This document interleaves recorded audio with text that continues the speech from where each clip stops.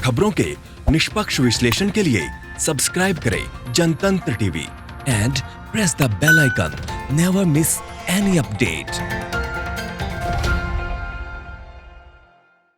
और चलिए अब हम सीधे रुक करते हैं, क्योंकि हमारे साथ जुड़ चुकी हैं केंद्रीय मंत्री रही हरसिमरत कौर जी, जिन्होंने कल ही अपना इस्तीफा दिया। आज उनका इस्तीफा मंजूर हुआ है। उनसे बातचीत करेंगे हमारे editor in chief Asim Mishra ji.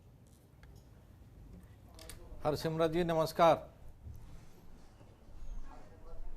जी नमस्कार जी। सबसे पहला सवाल तो यही है कि आपने मंत्रिमंडल से इस्तीफा क्यों दिया? क्या ये बिल जो पेश हुआ और जब ऑर्डिनेंस के शक्ल में आया था तब आपको इस बिल के बारे में डिटेल में जानकारी नहीं थी?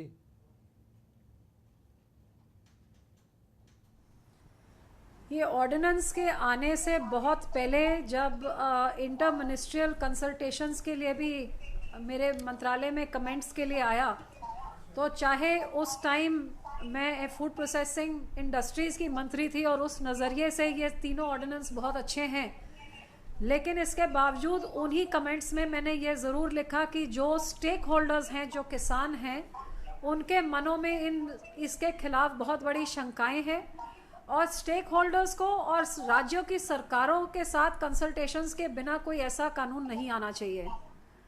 ये मई के महीने की बात है। उसके बाद जब जून में मुझे पता लगा कि ये ऑर्डिनेंसेस आएंगे, ऑर्डिनेंस के आने से पहले जिस दिन ये कैबिनेट में टेबल आए उस दिन और लगातार ये 2.5 महीने उसके बाद जून से महीने से लेके आज तक मैंने किसानों की शंकाओं को अपने केंद्रीय सरकार के हर एक लेवल ऊपर से लेके नीचे तक हर एक लेवल पे पहुंचाने की सैकड़ों कोशिशें की और केंद्र की इसमें किसानों के लिए भलाई की है। ये हर एक किसानी संगठन के साथ बात करके राजस्थान के, हरियाणा के, पंजाब के जितने संगठन हैं सबके साथ लगातार बातचीत करके दोनों को कन्विंस करने की कोशिश करी।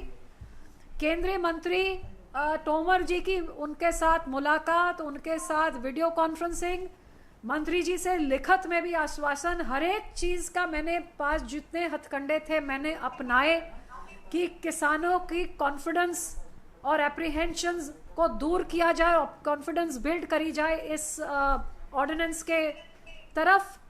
और दूसरी तरफ की मेरी केंद्र की सरकार उनके साथ बातचीत करके उनकी एप्रीहेंशंस को एड्रेस करने के बाद ही इसको पार्लियामेंट में लेके आए।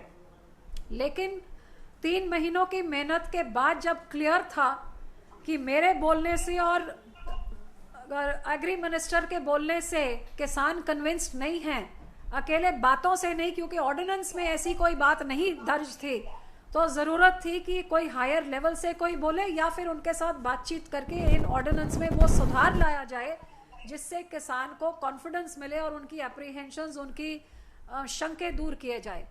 लेकिन दुख इस बात का हुआ कि ये सब किए बिना ही पार्लियामेंट में ये बिल सबसे पहले लाए गए और उधर भी जब मेरी कोशिश रही कि आप इसको सेलेक्ट कमेटी में भेज दीजिए, बहुत सारी पार्टियों ने इसका विरोध किया है। सेलेक्ट कमेटी में जाके स्टेक होल्डर्स की बातचीत करके संशोधन वो लाके जिससे उनको अश्योरेंस मिले तब लेके आए। लेकिन इसके बावजूद जब क्लियर था कि इसी रूप में बिल को पास किया जाएगा और दूसरी तरफ किसान सड़कों पे उतरे हुए हैं एंटी फार्मर इस बिल को देखते हुए, तो मेरे पास कोई चारा नहीं था कि वो किसान जिनके करके आज मैं उस संसद में पहुंची हूं, जिन्होंने मुझे उनकी हिफाजत के लिए, उनकी आवाज़ बनने के लिए उधर भेजा है, आज मैं उनको निकारते हुए ऐसे एक लेजिस्लेशन का हिस्सा बनूं जो एंटी फार्मर महसूस कर रहा है। इसलिए मैंने अपने पद से इस्तीफा दिया और इस बिल के विरोध में किसान के साथ खड़े होकर इस बिल के विरोध में मैंने अपनी वोट डाली। सबसे महत्वपूर्ण बात यही है कि आपके हर लेवल पर प्रयास के बावजूद ये बिल आनन फानन में पेश किया गया और उसको पास करा लिया गया। तो क्या आपको लगता है कि इस बिल को पास कराने में जो संबंधित विभाग के मंत्री थे उनकी भी नहीं सुनी गई?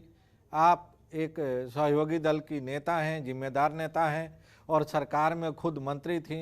फूड प्रोसेसिंग और एग्रीकल्चर एक दूसरे से जुड़े हुए विभाग हैं, तो आपकी भी राय नहीं सुनी गई।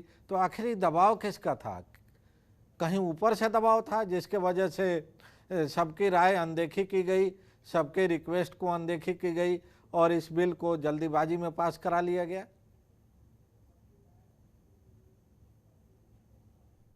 देखिए, मंत्री जी ने तो जब भी उनको हमने कहा कि आप वीडियो कॉन्फ्रेंसिंग करें, आप लिखत में दें, उन्होंने अपनी तरफ से तो प्रयास किए, लेकिन उनके और हमारे प्रयास पूरे नहीं उतरे, क्योंकि किसान के मनों की शंकाओं को दूर करने के लिए जितने प्रयास चाहिए थे और जिस लेवल के प्रयास चाहिए थे वो शायद नहीं हुए। और एक बड़ा कारण मैं ये भी समझती हूँ कि जो किसानी ढांचा है वो राज्यों में भिन्न भिन्न तरीके का है। जैसे हमारे पंजाब में ये एक बहुत रोबस्ट ढांचा है, बहुत कामयाब ढांचा है जो दूसरी स्टेट्स रेप्लिकेट करना चाहती हैं, और कुछ राज्य ऐसे हैं जहां बेचारे किसानों को एमएसपी नहीं मिलता है। हमारा ऐसा राज्य एमएसपी से 1 रुपया कम, 10 पैसे कम कोई नहीं दे सकता, क्योंकि इतनी अवेयरनेस है।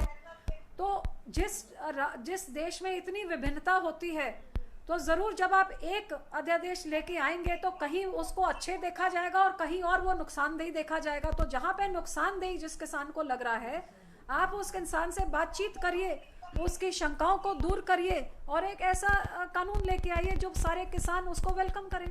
यही मेरी मांग थी। सवाल तो यही है ना कि फिर दबाव किसका है? अगर विभागीय मंत्री भी चाहते हैं कि इस पर वाइड कंसल्टेशन हो, आप भी चाहती हैं कि वाइड कंसल्टेशन हो, आपकी ड्यूअल रोल था, एक तरफ आप एनडीए की इम्पोर्टेंट सहयोगी पार्टी की मेंबर हैं, दूसरी तरफ सरकार में भी आप शामिल थीं, बावजूद इसके इस बिल को पास करा लिया गया। तो क्या इस सरकार की फंक्शनिंग इसी तरह की है? जैसा कि आरोप लगते रहे हैं पहले भी कि जब नोटबंदी हुई तो संबंधित मंत्री को जानकारी नहीं थी, जब जीएसटी लागू हुआ तब संबंधित मंत्री को जानकारी नहीं थी, ड्राफ्ट बनने के बाद बताया जाता है। तो इस तरह के ड्राफ्ट, इस तरह के बिल क्या कहीं एक्सटर्नल फोर्सेज के जरिए तैयार किए जाते हैं, आपको लगता है? पता नहीं आप कहाँ की बातें कर रहे हैं। 6 साल से मैं इस सरकार का हिस्सा रही हूँ, तो इस सरकार की फंक्शनिंग पे सवाल उठाना, मैं समझती हूँ इससे और बुरी बात क्या हो सकती है जिस सरकार का हिस्सा मैं रह चुकी हूँ। हाँ, आज जे किसानों के साथ खड़े होने का मैंने फैसला लिया क्योंकि किसान की सुनवाई नहीं हुई, तो ये मैं कह सकती हूँ ये मेरी फंक्शनिंग पे भी सवाल हो सकता है कि मैं शायद अपनी सरकार को कन्विंस नहीं कर पाई कि मेरे किसानों में इतनी कितनी बड़ी चिंता थी इसके बारे में। कहीं ना कहीं मैं खुद नाकामयाब हुई कि मैं अपनी कोशिशों के बावजूद मैं कामयाब नहीं हो सकी अपनी सरकार को कन्विंस करने में। तो मैं दूसरों में क्या कमियां ढूंढूं? ये मेरी अपनी ही कमी हो सकती है जिस करके आज मैं उन किसानों के साथ खड़े होकर उनके संघर्ष उनके साथ करूंगी उनकी सुनवाई के लिए। मैडम, आपको लगता है कि मौजूदा जो सत्तारूढ़ दल है वो गठबंधन धर्म का पालन नहीं कर रहा है और जो गठबंधन में शामिल सहयोगी दल हैं उनकी राय को उतना तवज्जो, उतना इम्पोर्टेंस नहीं दिया जाता है सरकार चलाने में?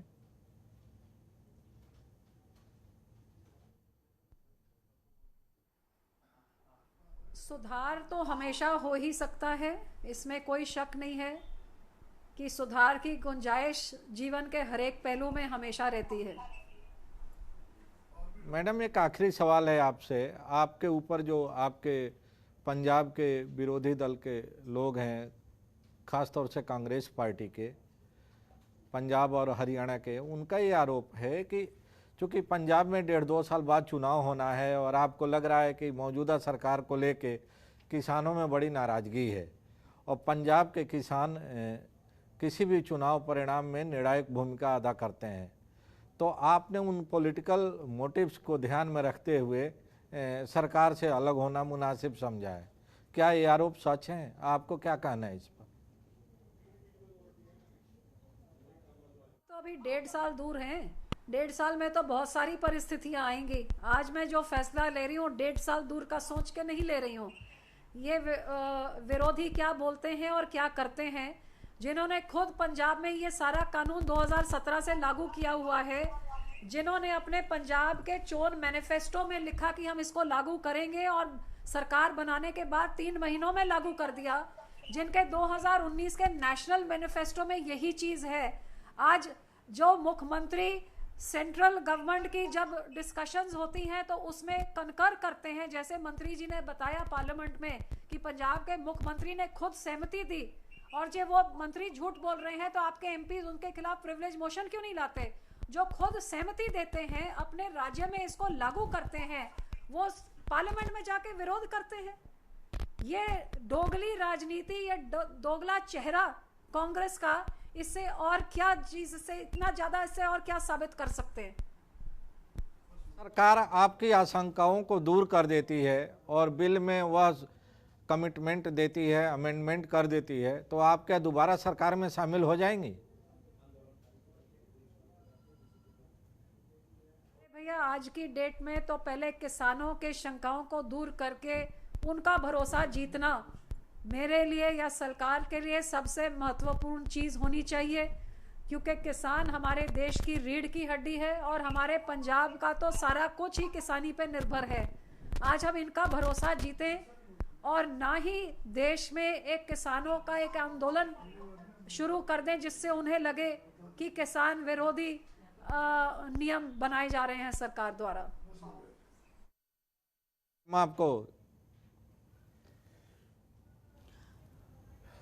तो हमारे साथ जुड़ी हुई थी हरिसिमरत कौर जी, जिनका कहना था मुझ में खुद में भी कमी थी कि मैं अपनी बात को पूरा नहीं रख पाई और सरकार मुझसे कन्विंस नहीं हो पाई किसान के समर्थन में। रुक रहे हैं एक छोटे से ब्रेक के लिए। कृषि संबंधित जारी 3 अध्यादेश के खिलाफ किसानों का उबाल बढ़ रहा है और इसी अध्यादेश का अम्बाला जिलाधिकारी के दफ्तर के पास विरोध कर रहे किसानों का साथ देने के लिए पूर्व सैनिक भी पहुंचे। पिछले कई दिनों से चल रहे इस प्रदर्शन में किसानों की मांग है कि सरकार इन अध्यादेशों को वापस ले और सब कुछ पहले की तरह ही कर दे, क्योंकि अगर ये अध्यादेश लागू किए जाते हैं तो उनको बहुत नुकसान होगा। जबकि सरकार का मानना है कि इन अध्यादेशों से किसानों की और मदद होगी और मंडी और दलालों की बेड़ियों से मुक्त हो जाएंगे। और इसके साथ फिलहाल इतना ही, लेकिन खबरों का सिलसिला जारी है, आप बने रहिए हमारे साथ। खबरों के निष्पक्ष विश्लेषण के लिए सब्सक्राइब करें Janatantra TV and press the bell icon. Never miss any update.